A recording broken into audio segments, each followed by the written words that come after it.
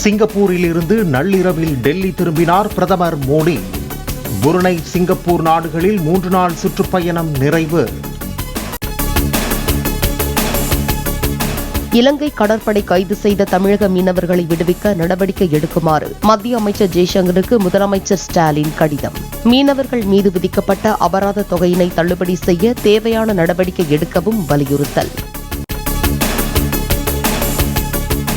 பொருள்களுக்கான வரி கடந்த 5 ஆண்டுகளில் 1 விழுக்காடு கூட உயர்த்தப்படவில்லை என மத்திய நிதியமைச்சர் நிர்மலா சீதாராமன் பேச்சு. கொரோனா தாக்கம் தீவிரமாக இருந்தபோது கூட நாட்டில் எந்த வரியும் உயர்த்தப்படவில்லை என கருத்து. மதுரை ஆவின் நிர்வாக சீர்கேட்டை வீடியோவாக வெளியிட்ட ஊழியரை சஸ்பெண்ட் செய்தது கடும் அராஜகத்தின் உச்சம் என எடப்பாடி பழனிசாமி கண்டனம். தவறை சுட்டிக்காட்டிய நிறுவன ஊழியரை உடனடியாக மீண்டும் பணியமர்த்தவும், தவறிழைத்தவர்கள் மீது கடும் நடவடிக்கை எடுக்கவும் வலியுறுத்தல். தமிழ்நாடு அரசின் பாடத்திட்டம் சரியில்லை என சிலர் அவதூறும் புரளியும் கிளப்பி வருவதாக அமைச்சர் உதயநிதி ஸ்டாலின் கருத்து. நாட்டிலேயே மிகச்சிறந்த கல்வி முறையான தமிழக பாடத்திட்டத்தில் பயின்றவர்கள் முன்னணி மருத்துவர்கள் மற்றும் விஞ்ஞானிகளாக உள்ளதாக பேச்சு. தமிழ்நாட்டில் அரசு பள்ளிகளின் தரம் குறைந்திருப்பதாக ஆளுநர் RN ரவி விமர்சனம். மாணவர்கள் கஞ்சா மட்டுமில்லாமல் ஹெராயின், மெத்தபெட்டமைன் போன்ற போதைப் பொருட்களுக்கும் அடிமையாக்கி உள்ளதாக கருத்து.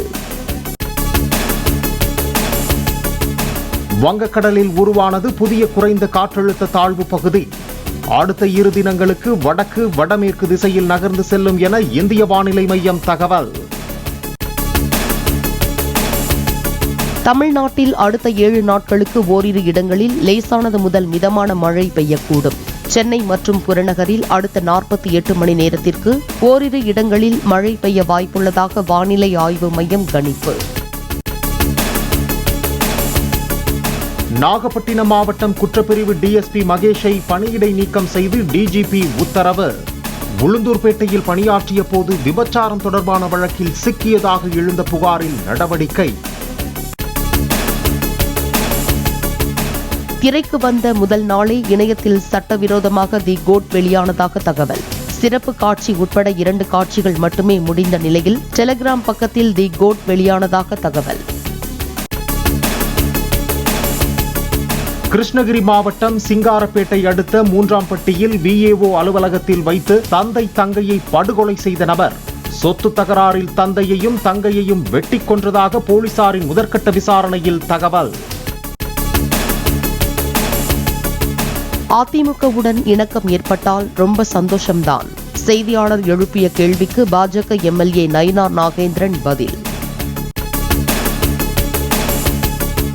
சிதம்பரம் நடராஜர் கோவில் வரவு செலவு கணக்கு விவரங்களை தாக்கல் செய்ய தீட்சிதர்களுக்கு சென்னை உயர்நீதிமன்றம் உத்தரவு.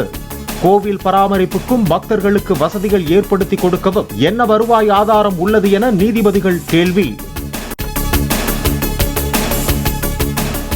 வடலூர் வள்ளலார் சத்தியஞான சபைக்கு சொந்தமான 34 ஏக்கர் நிலம் யார் பெயரில் உள்ளது என உயர்நீதிமன்றம் கேள்வி.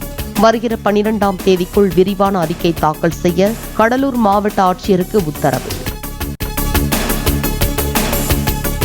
தமிழ் திரைப்பட இயக்குனர் ஒருவர் தன்னை பாலியல் ரீதியாக துன்புறுத்தி அடிமை போல நடத்தியதாக மலையாள நடிகை குற்றச்சாட்டு.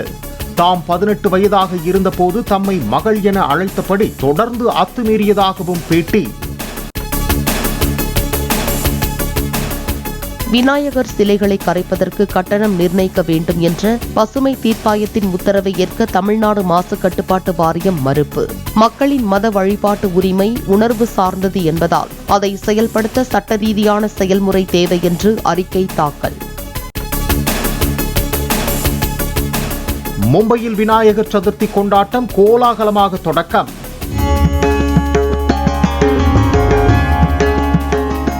ராஜா அலங்காரத்தில் லால் பக்ஷா ராஜாவாக வணங்கப்படும் விநாயகரின் சிலை திறப்பு. ராமர் குறித்த இசை படமான ராஜாதிராஜ் படத்தை மனைவி நீட்டா அம்பானியுடன் தியேட்டருக்கு சென்று பார்த்த முகேஷ் அம்பானி. ஆனந்த் அம்பானி, குஜராத் கிரிக்கெட் அசோசியேஷன் தலைவர் தன்ராஜ் நத்வானி உள்ளிட்டோரும் படம் பார்த்தனர். வெள்ளத்தில் மூழ்கி தத்தளிக்கும் ஆந்திராவின் விஜயவாடா நகரத்தின் ட்ரோன் காட்சிகள். சாலைகள் தெருக்கள் தெரியாத வகையில் கண்ணுக்கு எட்டிய தூரம் வரையில் காட்சியளிக்கும் வெள்ளம் சூழ்ந்த பகுதிகள்.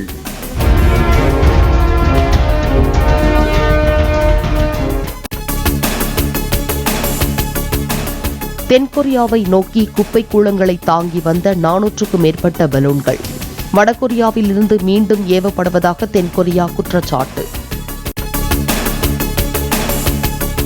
பாரிஸ் பாரா ஒலிம்பிக்கில் இந்தியாவுக்கு மேலும் ஒரு பதக்கம். ஜூடோ 60 கிலோ எடை பிரிவில் வெண்கல பதக்கம் வென்றார் இந்திய வீரர் கபில் பார்மர்.